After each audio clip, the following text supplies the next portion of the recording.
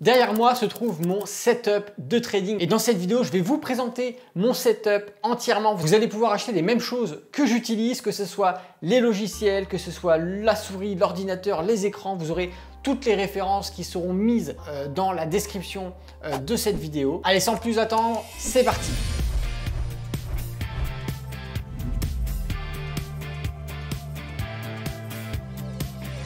Bonjour à tous, c'est Alexandre, le trader indépendant, et dans cette vidéo, je vous présente mon setup de trading. On va voir vraiment tout en détail du bureau, de la souris, des enceintes, des écrans. Je vous présente tout, mais avant d'aller plus loin, n'oubliez pas de mettre un petit pouce sur cette vidéo si vous aimez ce genre de contenu. Vous pouvez également vous abonner à la chaîne YouTube et activer la cloche, comme ça vous serez tenu au courant de toutes les prochaines sorties vidéo directement en notification sur votre interface YouTube, sur votre application. Allez, alors sans plus attendre, pour commencer déjà, on va parler de ça. Voilà, là j'ai un beau petit fauteuil. Je vous le présente en premier parce que malheureusement je n'ai plus la référence. C'est un fauteuil que j'ai acheté en 2021 et qui est un fauteuil ergonomique vraiment customisable. De mémoire, le prix était de 490 € et on est sur un fauteuil ergonomique qui est étudié pour pouvoir passer de longues heures devant un ordinateur sans avoir de douleur dorsale ou ailleurs. Voilà, donc on a une assise au niveau des fesses qui est plutôt souple, tout est customisable. Le dossier est réglable, le soutien lombaire également derrière est réglable et on peut régler aussi le repose-tête. Le filet est transparent derrière, c'est important parce que les chaises en cuir, les chaises en tissu, qui sont tressées vraiment de façon très serrée, ne permettent pas une bonne aération et respiration du dos. Donc en fait, quand vous passez de longs moments devant l'ordinateur, si vous n'avez pas un siège qui vous permet de respirer, qui laisse passer l'air, eh bien vous pouvez avoir des problèmes de peau. Je voulais vous présenter ça en premier parce que, comme je vous l'ai dit, je n'ai plus la référence, j'ai essayé de regarder, donc je suis désolé. Par contre, tout ce qu'on va voir après, il y a la ref, vous inquiétez pas. Ce que j'utilise également, c'est ce fameux bureau qui est un bureau de la marque Fully, qui est le fameux bureau Jarvis, qui est un bureau réglable. Donc ça permet de travailler un peu assis sur son fauteuil ou debout, voilà, tout simplement. Moi, je sais que quand je passe des journées à trader vraiment de longues heures, j'aime bien être assis, mais parfois me lever également, pour pouvoir varier les positions. Ça permet de ne pas rester statique. Ensuite, bien évidemment, on va retrouver ce qu'il y a sur ce fameux bureau. On va commencer par le Mac Mini, qui est un petit Mac de chez Apple, qui fait très bien le taf. Bien évidemment, ce n'est pas ce qu'on va acheter pour pouvoir faire des jeux vidéo, jouer aux derniers jeux qui demandent de grosses ressources graphiques. Non, là on est vraiment sur du travail de bureautique. Ça marche très bien pour les graphiques. Voilà, je l'ai pris avec une configuration qui permet de travailler avec beaucoup de graphiques sans problème. Le débit internet également est correct à partir du moment où vous avez également une bonne connexion, ça c'est clair. Et avec ce Mac Mini, on va retrouver le fameux clavier Apple en connexion Bluetooth et la fameuse souris, la Magic Mouse, qui pareil, elle aussi travaille avec le Bluetooth.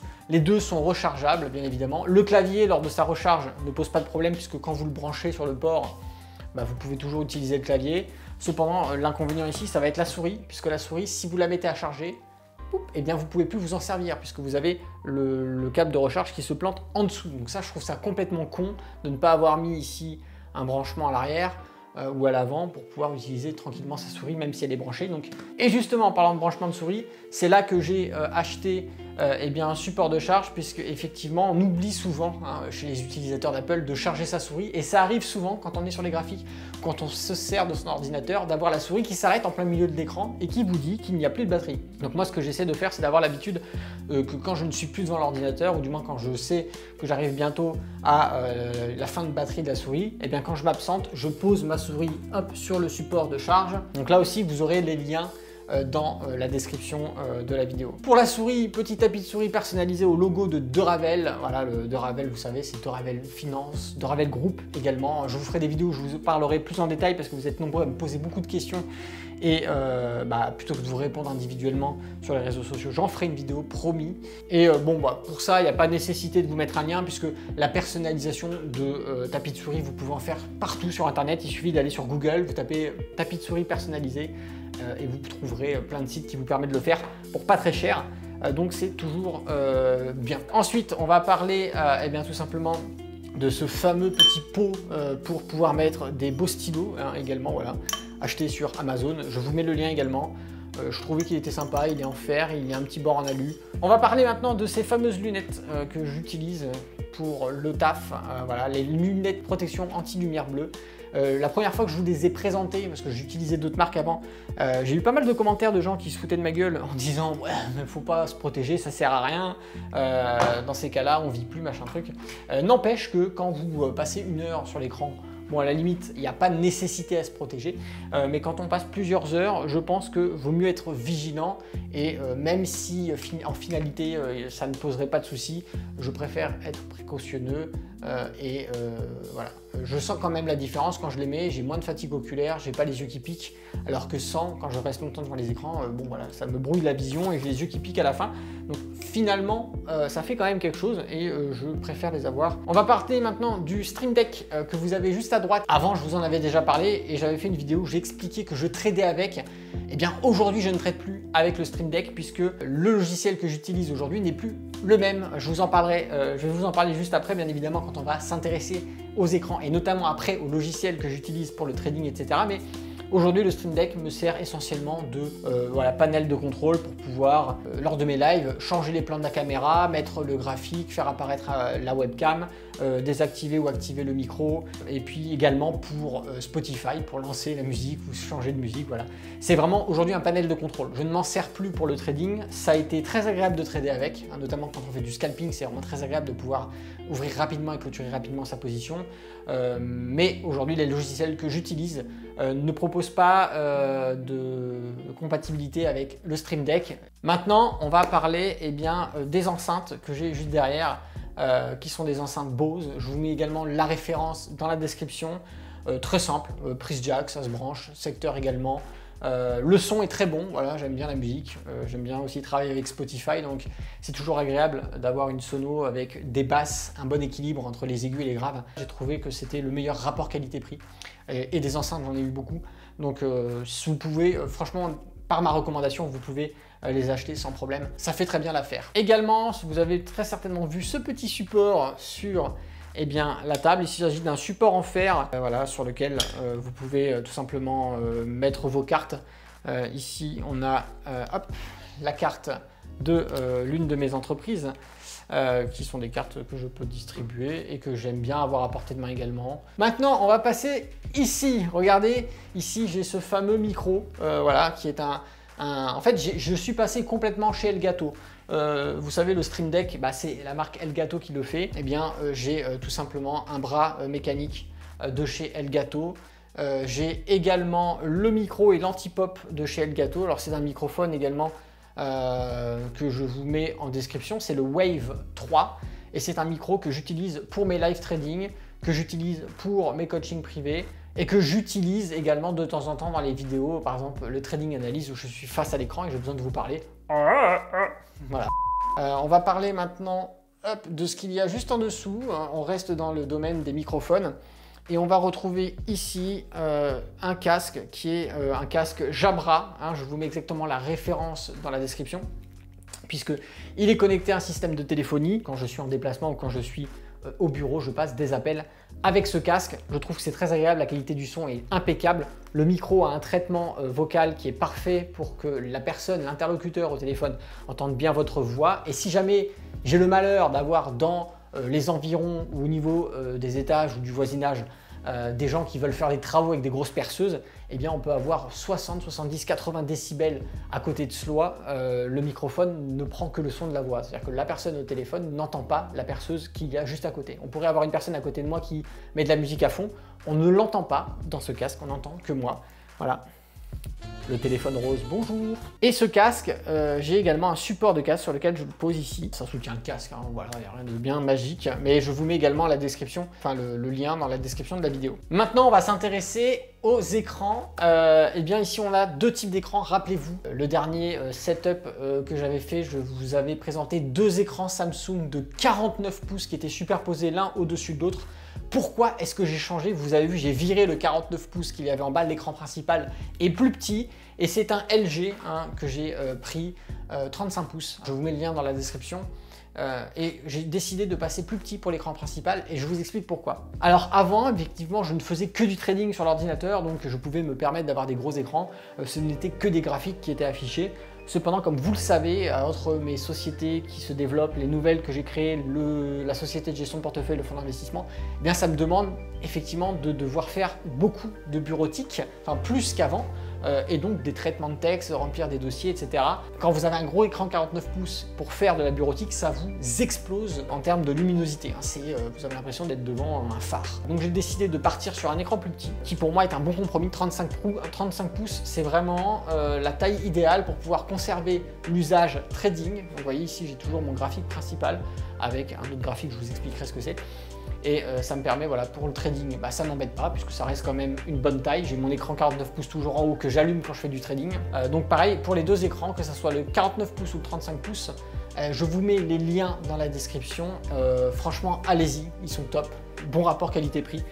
C'est un très très bon investissement. Vous avez été nombreux à me demander également, Monsieur Alexandre de Ravel, vous avez un support d'écran à l'arrière, une grande colonne ici, qui soutient les deux écrans.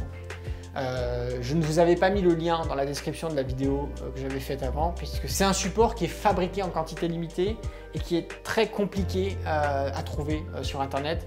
Il est très peu disponible.